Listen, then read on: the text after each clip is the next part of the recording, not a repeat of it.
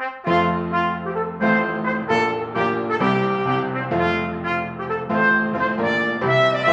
everyone, thanks for joining us for Politically Incorrect Knitters. I'm Deplorable Knitter. I'm joined as always by the very lovely and wonderful Pinkava. Hello. And boy, do we have stuff to talk about. First, tell us about your sweater. Oh, my sweater. Nothing. Nothing. I worked a little bit on my sweater, but when you last saw it, it had short sleeves, and now it still has short sleeves. Oh, a little bit longer short sleeves? A little bit longer short sleeves, but not by a lot. Because there's a coworker who wants a hat, and I'm really, really late on this hat. So here it is. Eventually, woohoo, it is. Eventually, it will be representative of a small, cute alien creature that just had a second season on their TV show, and it'll have little pointed ears that will come out and everything. And if anybody asks me to make this again, and I don't know you personally, don't. So. So you're not into the whole alien hat thing for, Anne. Mm-hmm. Crazy thought. Yes. You're a designer. Or is that somebody's pattern? It is somebody's pattern. It is not my pattern. It is, I got it off a certain website called Love Crafts because I had tried to design a hat and then it didn't work and I realized I didn't care that much. So I just got someone else's pattern that actually looks really nice. So I did that one. But yes, I would not, this specific hat, while I do agree that a certain small infant alien character is adorable, I'm not interested really in making knitted products of said adorable alien creature. But this was a personal favor for a friend. So that is why I'm doing it. So yes, so it's nice. It's gonna have braids down the little ear floppers and little cute ears. And it's gonna be a pretty cute hat. Nice. And it's also nice that it's adult sized, which not a lot of those patterns are. But I think this is gonna be a really nice hat. I'm not super enthused. So good break, but there we have it. Yeah. No, I totally understand. And speaking of things that we do for friends, I am still crocheting the blanket. So here is the blanket for my friend's daughter. I'm on the last skein of purple. And then, so I'll be done with this hopefully today. I'm trying to get it done because I really want to get back to my stained glass diamonds pattern.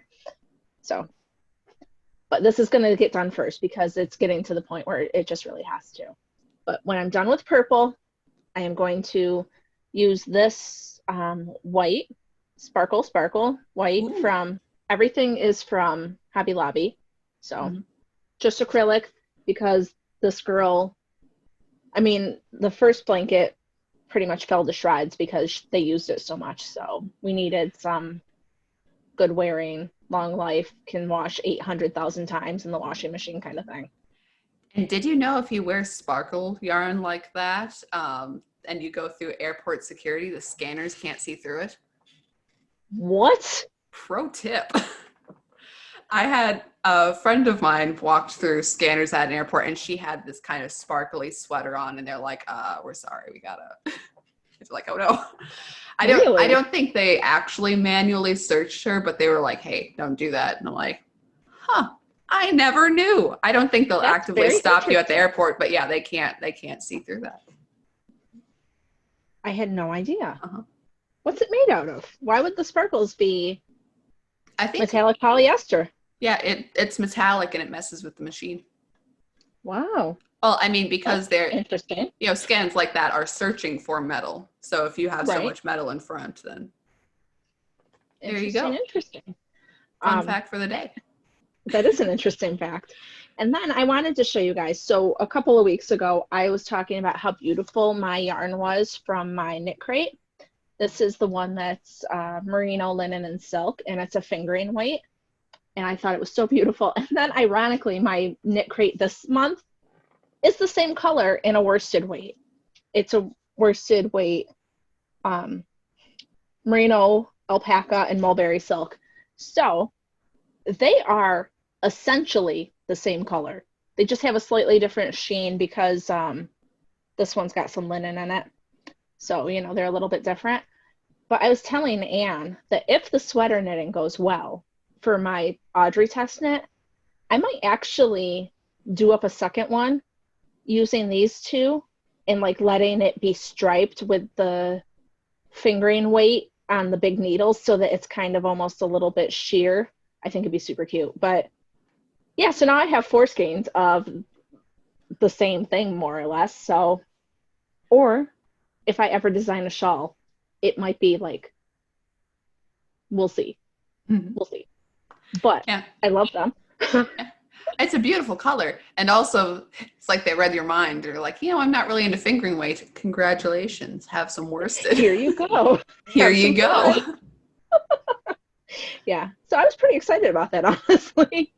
Like, at first, I thought that I got the same box twice. Like, really, it looked like it. And then I realized that they were different weights, and I was like, oh my gosh, like, I'm like, well, it can't really be the same color. No, they're the same color. Like, close enough that if I used them together, it would look on purpose. Like, not a bad thing at all. So. Right.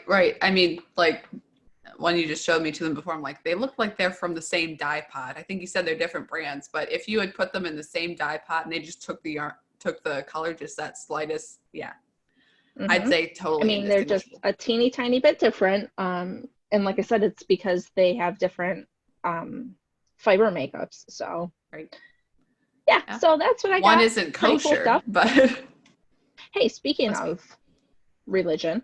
Oh, well. No, so I clean houses part-time, and yesterday I was doing my Zoom church. We still haven't gone back to our church because we don't want the kids to wear masks for that long, is a lot of it. And our church is very small, so it just, you know, it's easier to watch it at home right now. And so I was at home and I was listening to Zoom church, and it was so good. And the guy I work for came halfway through the sermon, so I didn't hear the whole sermon. Oh, no. Which really bummed me out. My pastor usually puts them up, so I'll have to see if I can find it to listen to it again. But he was talking about, I don't remember what parable he was using, my bad, but he was talking about how having knowledge does not necessarily mean that you are wise. And I wish I had heard the whole sermon, because I'm sure that would have been expanded on a lot more, but unfortunately the guy I worked for came and stopped by, and I had to go talk to him, and you know, sometimes these things happen.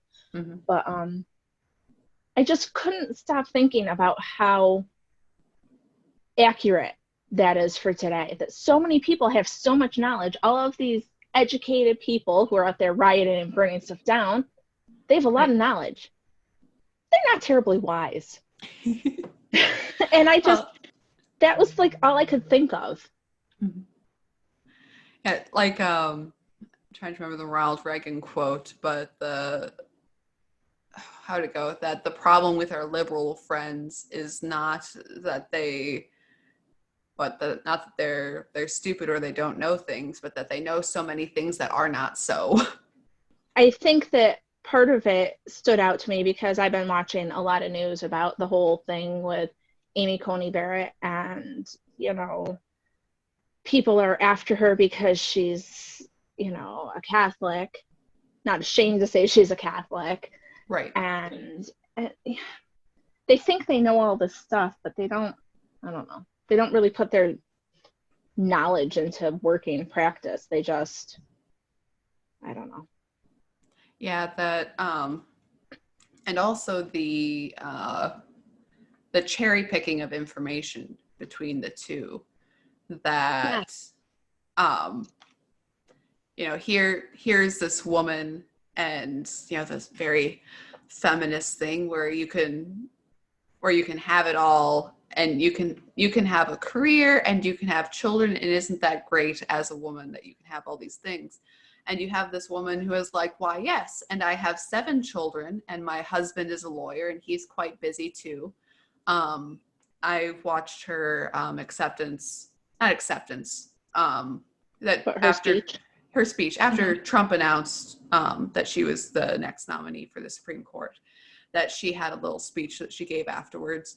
And, she was talking about, her experience, and she was talking about her family, and, how wonderful and helpful her husband is with all of her kids, with the 7 kids, 2 of which are adopted. And that, family is very important to her. And then on the other hand,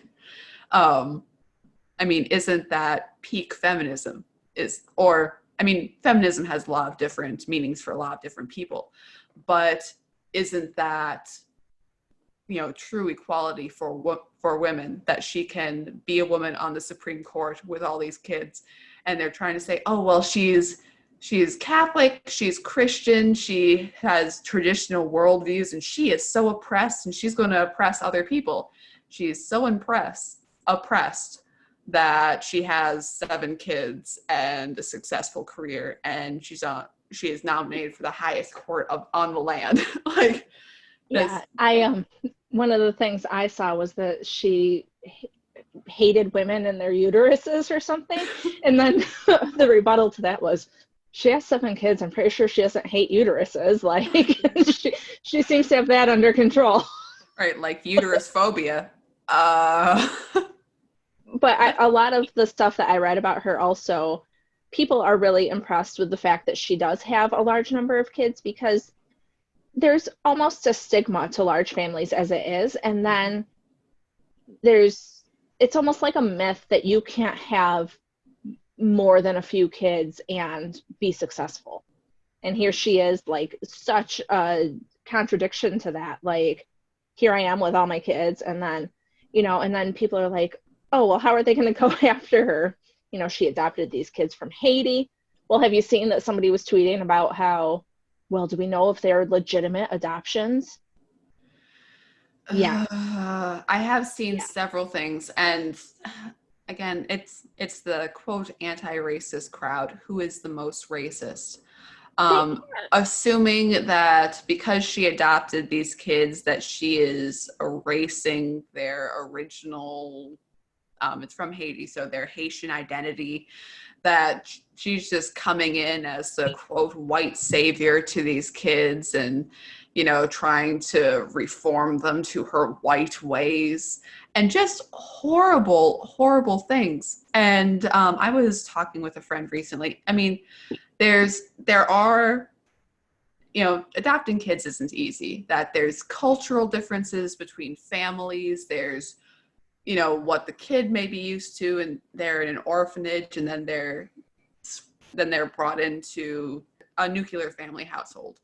That is a switch, that there's cultural changes, and it takes a lot of adjusting, and it takes a lot of understanding, and it's not particularly easy. It's not easy at all, but it's not impossible. It's not, that there's still, that it is, that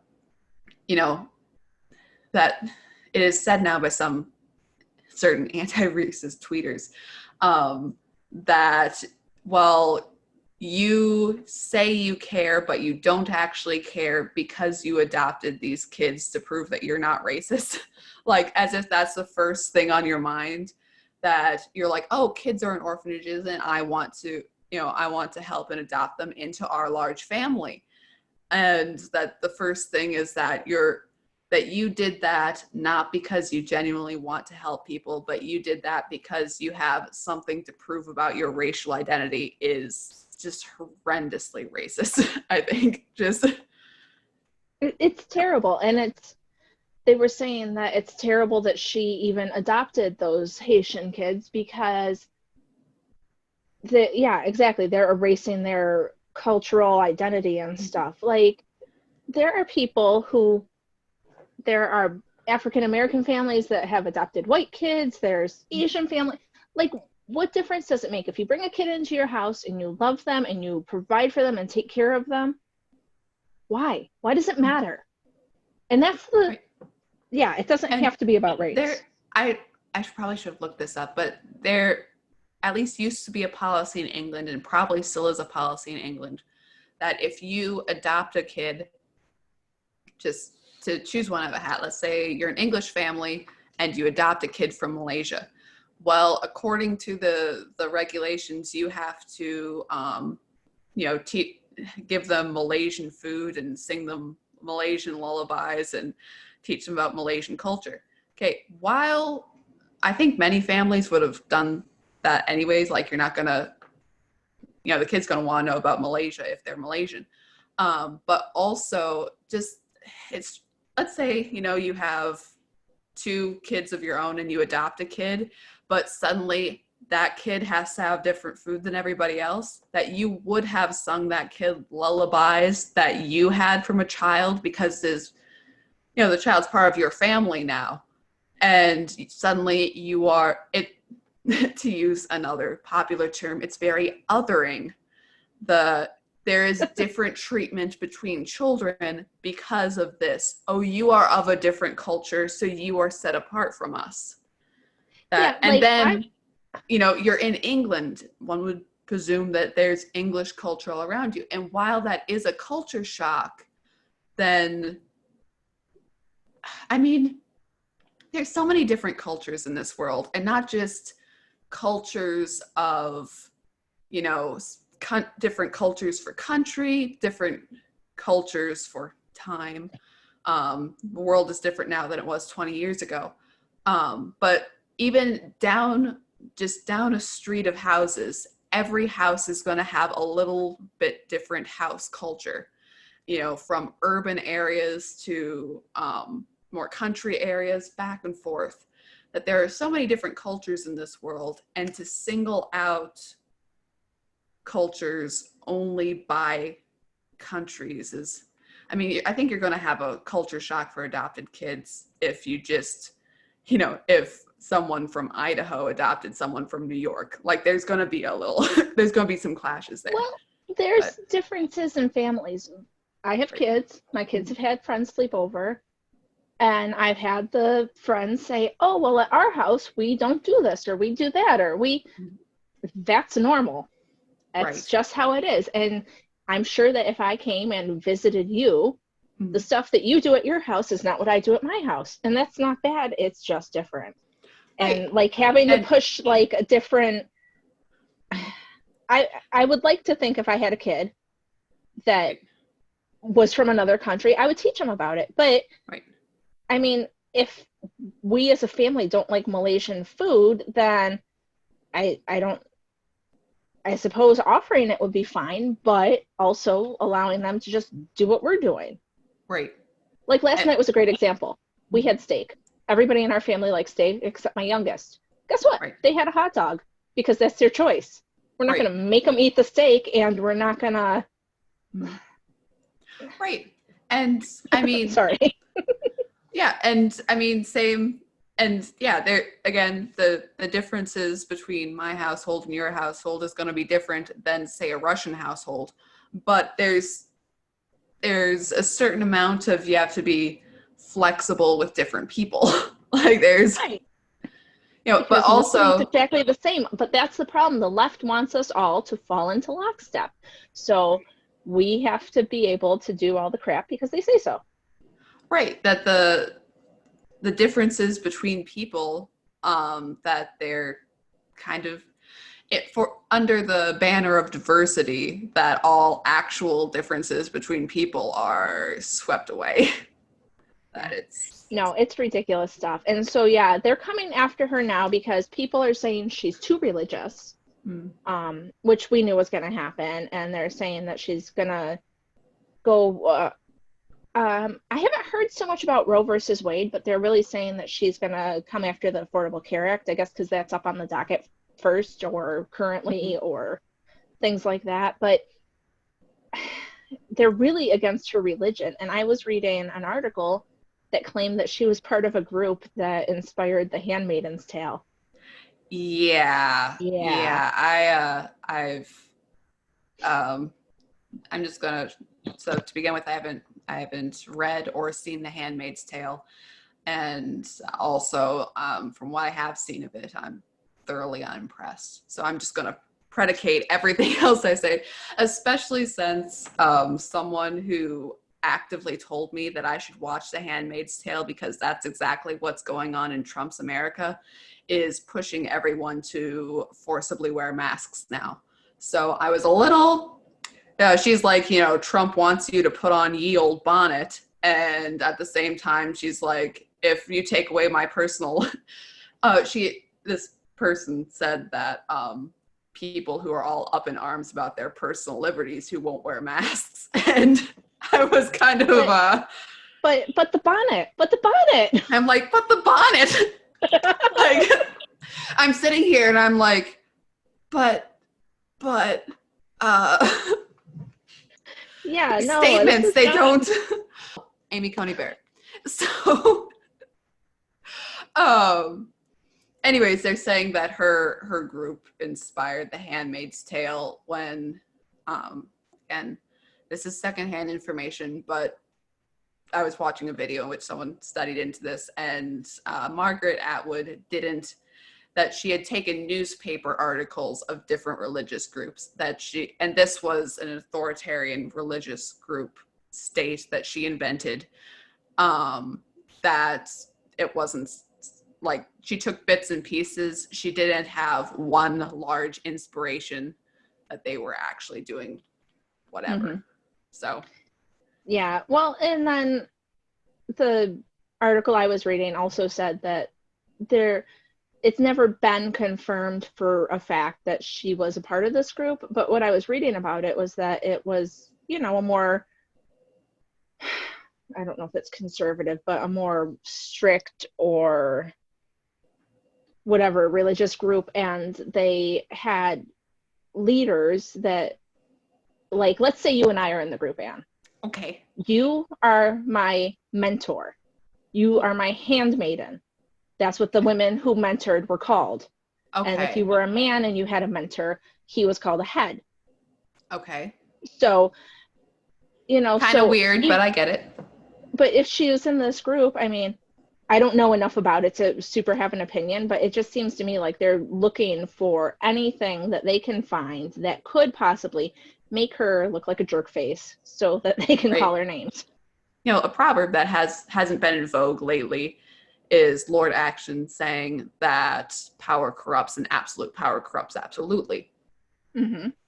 That in any situation where you have power and you're going to be absolutely listened to by a certain segment of people, that you do have a problem of corruption. And that can definitely happen in religious circles, as it happens in political circles, as it happens in business circles, as it happens in media circles down the line. But to specifically say that this woman may have been in a religious group that may have been based on this religious dystopian novel was based on, that you're really pushing it. And it would be, I mean, why don't you look into what she has actually done herself, which does not seem to be any of those things. And then that would be a much better indicator on her positions on, how do you say that, religious authoritarianism, if she's for that, than right. To just sort of like to take bits and pieces because the bonnet shows really good when you're protesting. But one of the big problems that people have with this group, from what I was reading, is that they do believe that, as the Bible says, that the man is the head of the house and should be the head of the house. And you know how that can be so horrible and oppressive and terrible. Right. I mean, I think there are dudes who take advantage of that. Oh, there certainly. are some religious people who are like way too over the top with it. Mm-hmm. But they use it as an excuse. But I think for most part, people are people, and that if you believe your husband's the head of the house, that's not necessarily a terrible thing. Right. And it's not as if the father, you have the father in that household. What a horrible authoritarian figure. Yeah, it's not as if any mothers have ever been horrible to their families at all, ever. Like, Yeah. Well, and there's it's no obvious too that they've got a partnership going on. I mean, with 7 right. kids, both of them, he's a lawyer, she's a judge. I mean, they obviously have got whatever they're doing down well, so it works for them. So, Right. Definitely. And also a part of the speech that she gave was saying thank you to her husband because he clearly takes a lot of the household burden with that many kids and with both of their busy jobs. That yeah. it's a lot to juggle, but they do juggle it, and she is, very thankful for that. I don't see how But that's you would think that a successful woman with a family who appears to be doing well, and happy kids, and you would think that the feminists would be holding her up saying, hey, look at her. Look at, right. she's doing great. Nope, because she hasn't drank their Kool-Aid. Uh-huh. They Yeah, hate her. again, she is so subservient that her job took her to the highest court of the land. Yeah. It's just, yeah. So, I mean, we knew that they were going to do something to her, obviously. There's no way that they could not. And then there's all of the people who are, Ruth Bader Ginsburg said that it's her most sincere wish that the person will be installed after the election. And, the people should have a voice and blah, blah. Freaking nowhere in the Constitution does it say that the people have a voice in who goes on the Supreme Court. Mm-hmm. We elect the president appoints them. In the case of Trump, he said, hey, these are people I'm looking at for court positions, FYI. People elected him because they knew what he was standing for. Why haven't we seen anything from Biden? If it's that big of a deal and he thinks that he should put the person in, or more accurately, Kamala thinks that she should put the person in, then why don't we know who it is? The lady because it's so terrifying? Probably. Right. Definitely. They haven't put out any of their judge picks at all. Miss Kamala Harris, who recently said that Tupac was the greatest rapper alive, and hasn't taken any questions since she has been the vice presidential pick. Like, that's weird. You'd Not think a single question? Not a single question. So what are we voting on then? I know. You'd think that she as a senator before, that she would be totally able to take questions from people. Mm-hmm. She has experience. She has experience. She was a presidential candidate. It's not like she's new. She was. Surely this is a competent woman who can take questions. Even Biden pretends to take questions. He has the teleprompter and many of the questions are scripted. So why hasn't she taken any questions? I don't know. Maybe it has something to do with the fact that it's the Harris-Biden campaign. Maybe. But, and with Democratic candidates, the candidates seem to do best when people see them the least. That is true. That Hillary, that her poll numbers would go down when she'd go out and campaign. So campaigning less worked for her, and that kind of seems to be what Biden is doing. That Biden, Trump is working all day as the president, and then he's going out and having campaign events. When does this man sleep? That he is out there. I know, and he is out there and he is giving an 1.5-hour speech and everybody's cheering and everything's great and he's on his game and and he starts out each speech with a little litany of things that are happening today and he's making statements and making jokes and he's gearing up the crowd and to be the center of a crowd that large and to mostly off teleprompter give an 1.5-hour stump speech and be funny, which, oh my goodness, he is. Yeah. But to have that much energy and everything, and then you're going to the next thing, and then the next day you're having a round table with, I believe this past week it was it was a Latino voters for Trump kind of a panel thing that he did this past week. And then he does a stump speech in Florida. And then he does this, he does that. It's like, wow. Yeah. And Biden can't work. He takes whole days off 4 days off at a time, how will he do this job? Right. Though he has people advertising on. He's advertising, but advertisements are not the same. If he cannot campaign every day, because currently that's his job, is to campaign. If he cannot campaign, how is he going to be the president? That's a job that takes a lot of time and effort. See, this is the part that I don't think, you got the never Trumpers, we got to get him out, we got to get him out. What are you going for? Like, how is anything that, he's just not okay. He's a sick dude, and I feel sad that he is. Yeah. That they're doing this to him. And again, you'd think that Kamala, who is younger, has more energy, again, a competent woman, a former prosecutor, that, okay, so maybe Biden isn't out doing as many campaign events. Is she gearing up the crowd and doing stump speeches up and down the country? It doesn't seem so.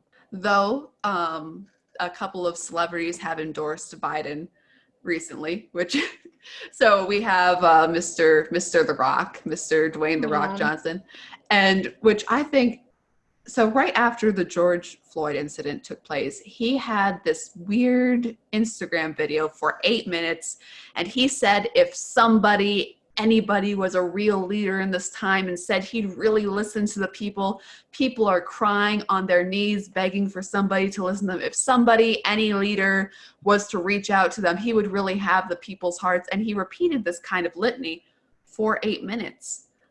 In that same time period, Trump put out a 4-minute video, which was based on a speech that he did.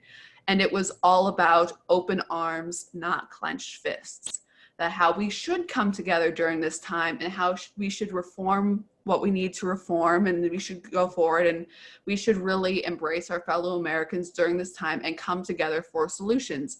That 4-minute video versus The Rock's 8, that 4-minute video was taken off Twitter for being divisive. No wonder The Rock didn't see it. I mean, if any leader showed some real leadership, well, how about this one? Not that leader.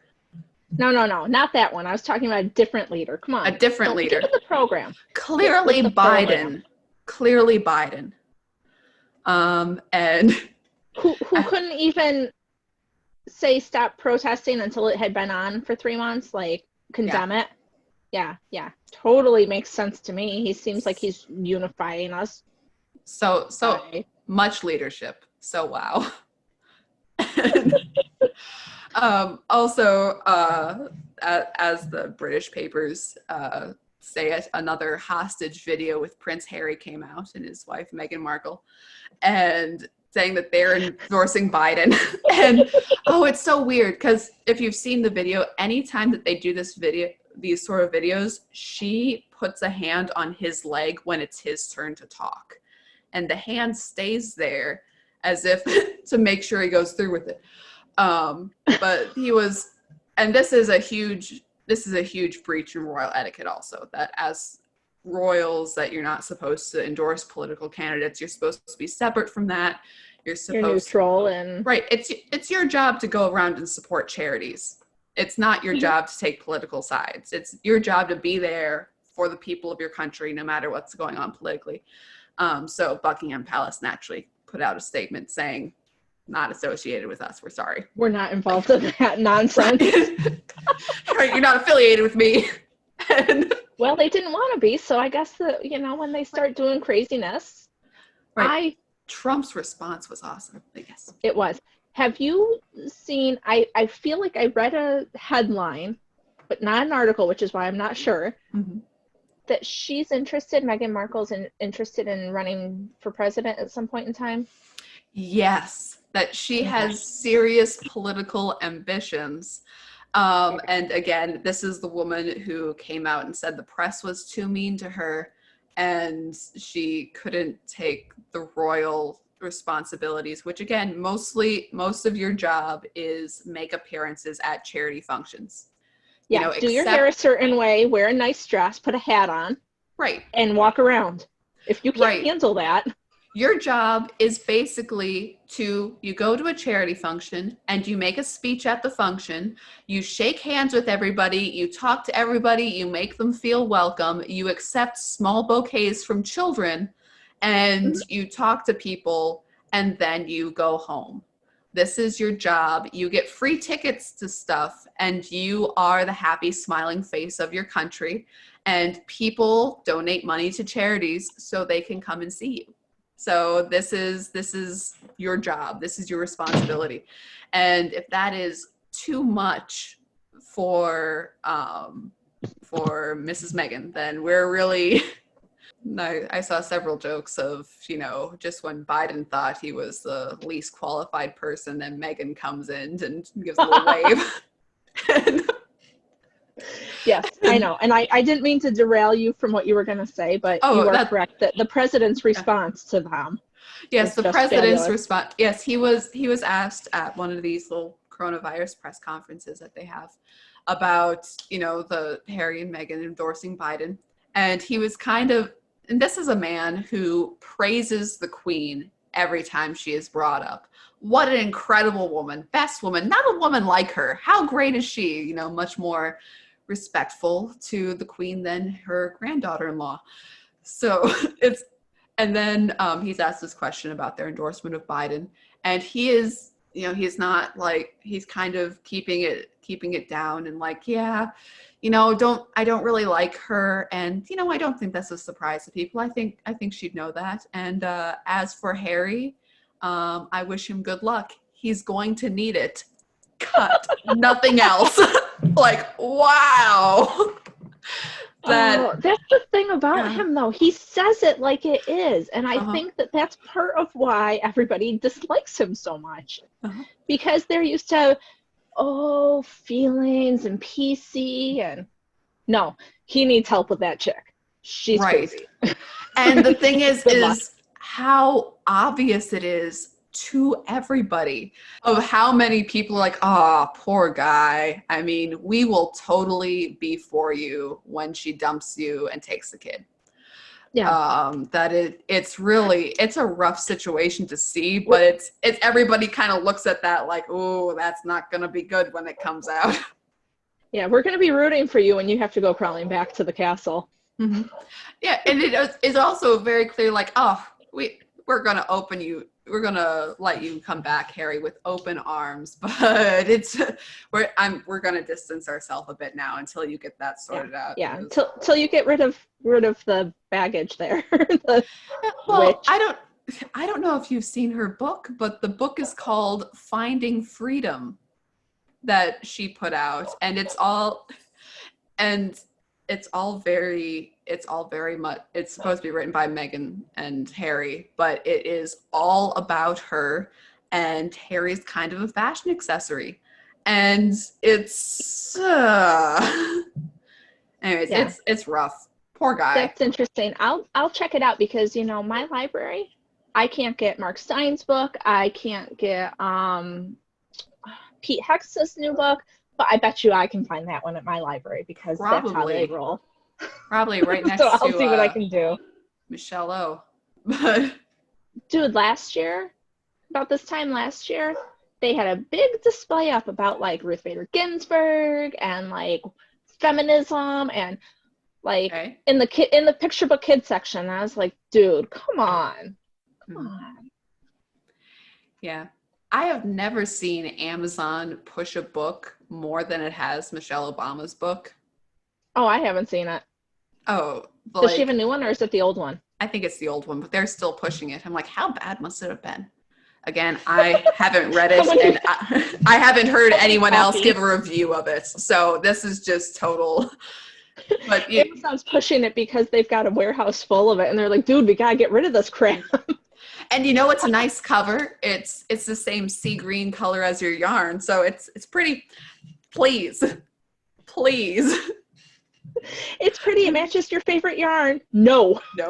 Get away from me with that. Can't even prop a window up with it. What is this? Well, that's one of the things with libraries. I believe our library is still pick up only that you have to order whatever books you have and then it can come out. But it is incredibly rare when I walk into a library for me to say, oh, well, I know exactly what I want and I just want this book. A lot of what I do is just wander. Like I may say, oh, I want to see if they have this book in, but I'll wander down the shelves and pick it up and look at it and say, yeah, maybe yes, maybe no. And then, Yeah. Read the back of 17 others, go back to the first one. I mean, that's how I roll. I don't do that anymore because I go to the library with my kids, so I spend way more time hanging out in the picture book section and like the early readers and stuff. But even those we have to pick up and look at and decide. Right. How many missed knowledge opportunities because you didn't see some random book that caught your eye. I hope that things go back to normal. There are some predictions that after the election things will calm right down with the coronavirus. There's some that it won't, but I'm really tired of everybody using the new normal phrase. Like, I think that they're just trying to make us think that we're going to have to be like this forever, and I don't want to be like this forever. Right. So one of the town's mask mandates actually stop November 3rd, and I like, oh, so that's not political at all. But I was talking with him like, okay, so how long do you think the mask mandates are going to last? And he said 4 more years. I think if Biden becomes president, it'll be woohoo, his presence cured coronavirus. But if Trump becomes president, then they are going to put those thumb screws in. I think they're going to do everything they can to make people miserable and to say that he's illegitimate and it'll be the Chaz Chop Summer of Love until they can rein in Springtime for Hitler. They are not going to stop at all. And also, how many places, and we were talking a little bit before, have actually canceled Christmas? Because again, in England, you can only have 6 people to a group, and that is all the way through Christmas. In Scotland, the kids who are in boarding schools are not allowed to go home to their parents, even including Christmas. That's creepy. That's awful. Yeah, Disney World, that they normally have an evening Christmas celebration where they'll do a big light parade and have the massive hot cocos with cookies in the top, and they'll have fake snow fall down in Florida and it actually melts, so it's snowing down Main Street. And, just as magical as Disney can make it, except that's canceled. Christmas is canceled. My kids keep saying, is Christmas going to be normal? Are we going to be able to do all this? I said, probably not. Mm-hmm. Like, it's just really too bad, the whole thing. Right. And that's something that has come up in my family, too, about, what are our Christmas celebrations going to be like? For 4th of July and other holidays, some family members didn't want to get together, which, if your health is your health, you're in charge of your health. If you don't want to get together, of course you don't have to. But how long? What is your level of risk? And are people going to willfully not come to Christmas because of this? Are we going to go? It's been over a year since I've seen some of my relatives. How long is it going to be until I do? Right.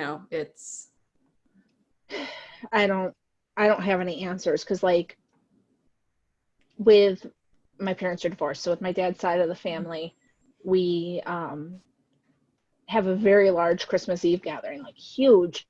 Right. And I don't know. It's not extended family so much. It's my aunts and uncles and their kids. So, okay, I say huge, but it's like 25 people, right?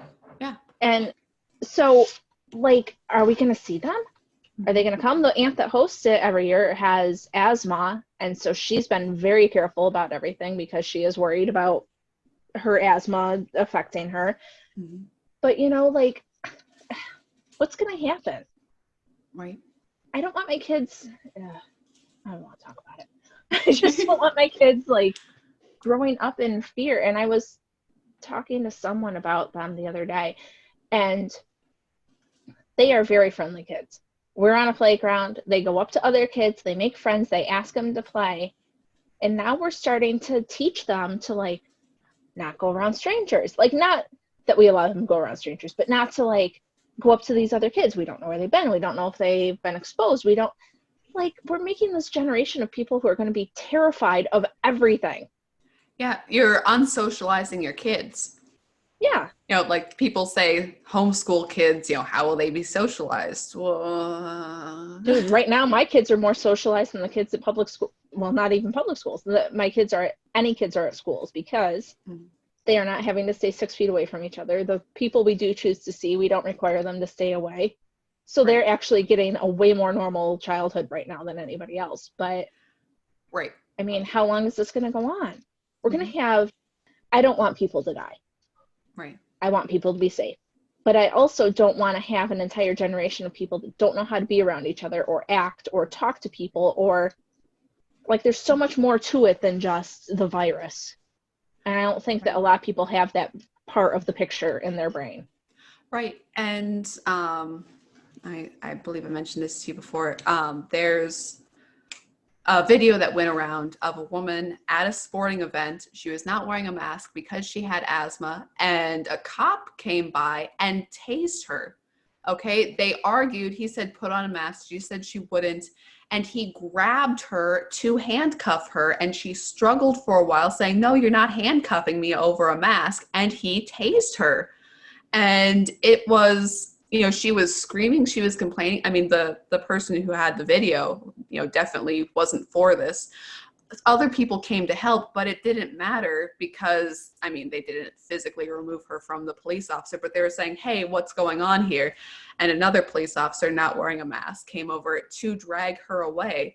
And as she is being dragged away, she is screaming, hey, we've been at these sporting events together for years, and it doesn't matter. They're still taking her away from this. And I have seen two different women who are, one we say is nice, upper class women who in various degrees are in the medical profession, saying that that is justified. That scares me more than anything. First of all, you're saying that the state is in control of your personal health. You are not in control of your personal health.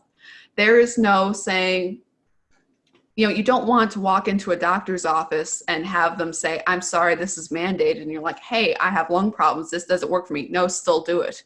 You don't want that at all. You don't want, and then someone who would otherwise you would look at and say, what a nice, respectable woman, said that she's a whiny crybaby for not wearing her mask. I'm like, I'm sorry, can you step into her lungs and breathe for her? And how are you all right with her being taken away by police? And the second woman said that people who say that, you know, in the recent, say, Breonna Taylor case or whatever else, that, you know, people should just be quiet and do what the cop says and then complain about this woman. Well, you should check yourself and your privilege. And I'm like, I'm sorry. First of all, in many of those cases, somebody pulled a gun, which I think pulling a gun is a fairly good reason to retaliate. But secondly, I don't want anybody with a badge overreaching what authority they have to my personal liberty. And I don't care if that badge is a police badge or if that badge is a medical badge. You do not have the right, okay? There's no... And policemen at least have a little more history of oversight with their power, because power does have a corrupting influence and you do have to check it. But the medical profession has not done well with the power that they had. They have not been, like, they have taken what power that they have in the coronavirus and they are not handling the power well. Dude, it's out of control. And the thing about the mom being tased and dragged away, it's not even that she was with her kids. Mm-hmm. She was more than 6 feet away from everybody. Mm-hmm. She was in her own little family group. Yep. There might be mask mandates or whatever is going on, but that does not mean that if I am 6 feet away from you, that doesn't mean I have to wear a mask. It's 6 feet or a mask, right? Technically.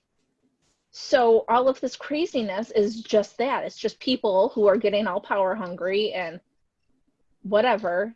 And I want to see people rioting about that. Why aren't they calling for that cop to be suspended? Oh, What right did definitely. he have to tase that woman? Like, Right. well, she's white and she's probably, you know, middle class, so we don't need to protest for her. But Just the horrible overreach of power. It's not good.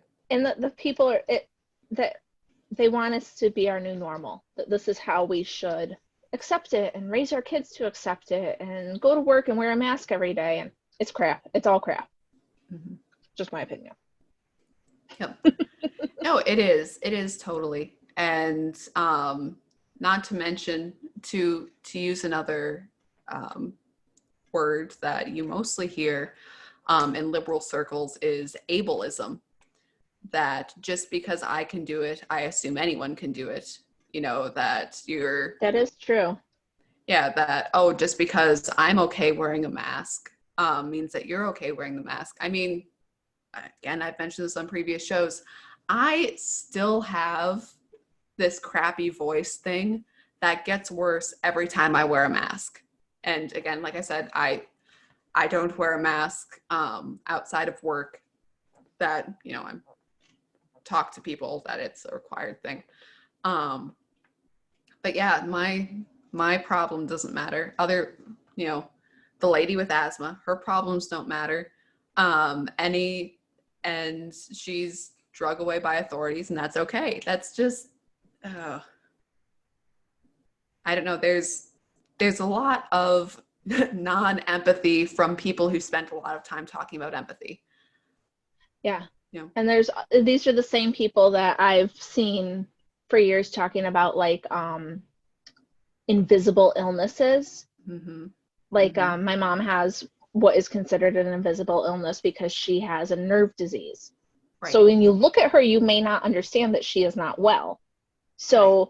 You know, they're harping on all of these, oh, invisible illnesses, this, then that one, whatever.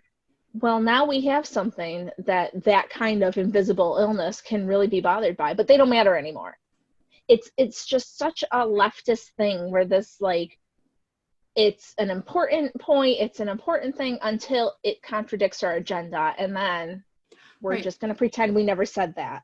Right. And I've seen, again, internet posts by people who have certain invisible illnesses, and you have some people on one side who they, because of whatever lung problems, can absolutely not wear the mask. And it doesn't matter if they have a medical exemption, they can't go into stores, okay? Which makes it incredibly difficult if you like to eat food.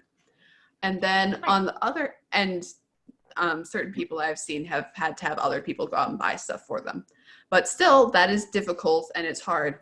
And on the other hand, I have seen people on the more liberal spectrum of things who have invisible illnesses who consider anyone not wearing a mask to be one actively trying to kill them. And I mean, that's definitely an extreme, but it is an extreme that I have heard multiple times. Yeah. If you're that worried about it, protect yourself. Stay home. If you are that concerned about contracting a disease that is 99.95% survivable for the majority of people in our country, then stay home. You should not be punishing everybody because we don't agree with you. Right. And so who the hell am I? I know. Well, it's another issue of individual sovereignty, that the person who is responsible for your health is you. And, you know, children, the person who's responsible for their health is their parents. But it's you must take measures to protect yourself. If you say for your own health that I am wearing a mask, wear a mask. If you wear face shield and gloves and the full hazmat suit, and that is what you need to go out in public, then that's what you need to go out in public. But you cannot mandate that everyone around you also follow your particular guidelines, because otherwise you will get ill. Then you can't enforce that. And again, that is, you are imposing on other people's individual liberties. And back to the the woman who said that our society is full Handmaid's Tale and then was totally okay with infringing on other people's liberties. Like, you need to see how that changes society. Okay, so we've had 200,000 people die from coronavirus right now, correct? Mm-hmm. Since March. Right. And the numbers, when it came in, and the numbers on that could swing a bit, but the official number is. So, just while you were talking about it, I got to thinking, what other diseases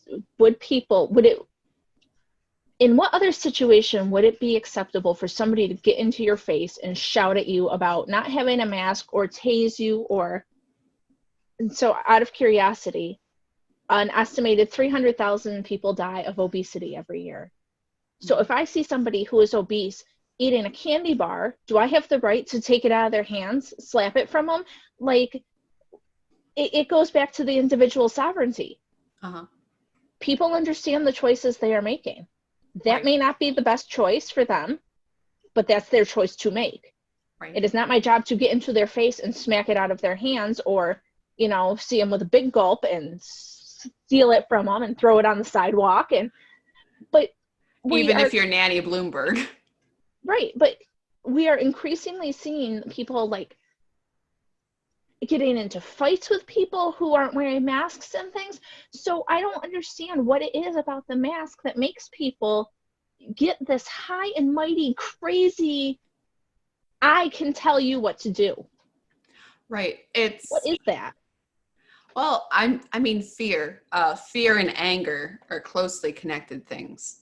And I think that really is that you're freaked out and you're yelling at people. And again, your anger tries to oppose your beliefs on them.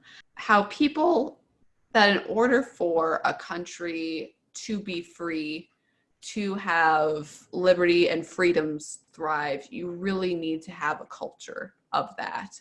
You really need to have a people who understand liberty, who value liberty, and value also the liberty of others. Even in American foreign policy, when America went into Iraq and we're like, woohoo, you have elections now, isn't that great? And then we leave and things kind of go back to the way it was.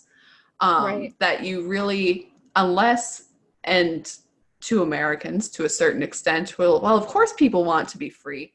And then you may have people who, it's not that they shouldn't be free, it's that they don't, there's a lot of responsibility in freedom, and there's a lot of principle in freedom. Right. You were raised in a totalitarian state, and now all of a sudden you're not in one. Well, you don't know what the heck to do with it. So. Right. So you just kind of morph back because that's what you know. And right. I mean, and America is not perfect, but we have been getting used to more and more taken away from freedoms. And we need to understand, again, the responsibility of liberty. The responsibility, I mean, even in platitudes, you have the ability to go out there and be the best you can be. You have the freedom to do so. And there are a certain amount of people who will sort of stick to what they know. If they grew up poor, they may not go for anything higher than that. And that is their freedom to do so if they don't want to. But perhaps they did have the opportunity, and opportunities are pretty fickle, but perhaps they did have the opportunity to go to do more, but they didn't because that's not what they know. That level of freedom of opportunity is just that they kind of keep in their lane, so to speak, and they don't do anything different. And that's not all cases, but it is one that you do see, and that you have to understand the opportunities that you have been given to pursue them. Good, and it's true. And I think that we have talked about a lot of different things today, Anne. Mm-hmm. And I also think that it's possible that we may need to come back in another day or two and cover a couple more things. So I suppose we should let it go here. If you like what you see, like, comment, subscribe, ring the bell, hang out with us. Like having you guys come. Tell your friends. Tell your friends, exactly. Well, thanks for joining us. We will see you next time. All right, bye.